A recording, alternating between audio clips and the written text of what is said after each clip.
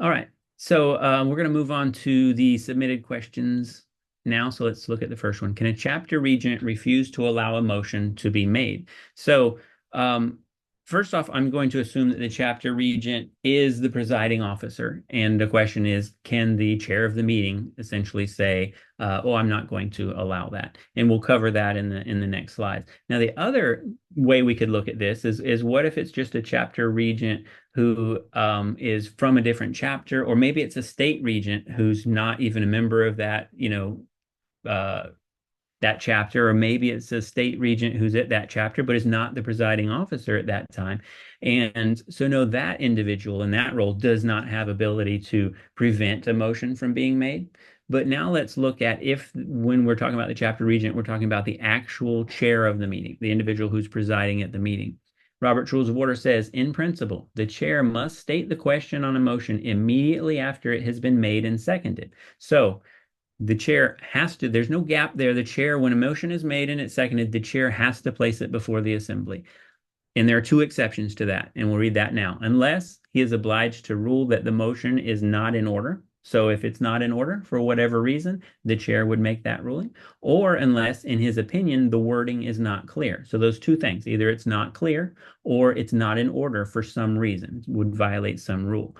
Now, Robert's Rules of Order goes on to say, if the chair is obliged to rule that the motion is not in order, he says the chair rules that the motion is not in order or is out of order because, and then he briefly states the reason. Can't just say, oh, that's out of order, sit down. Has to provide the reason that led him to make that ruling.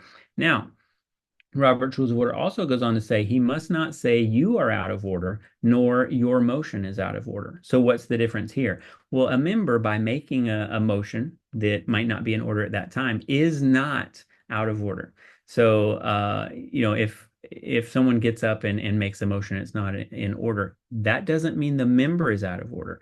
The member is allowed to make a motion and does not necessarily have to have foreseen whether the chair is going to rule it out of order or not. Nothing wrong with making a motion that's out of order. Robert's Rules of Order goes on to say, if the chair rules that a motion is not in order, his decision is subject to an appeal to the judgment of the assembly. So this is always the case.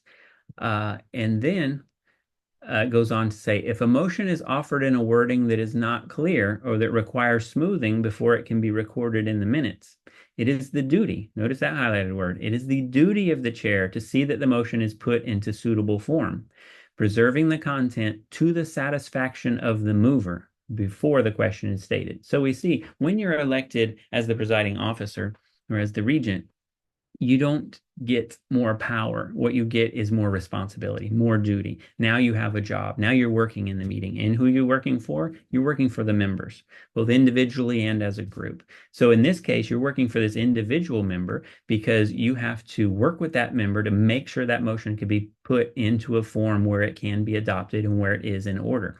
And that has to be done before the question is stated, so everyone knows what we're voting on. Okay,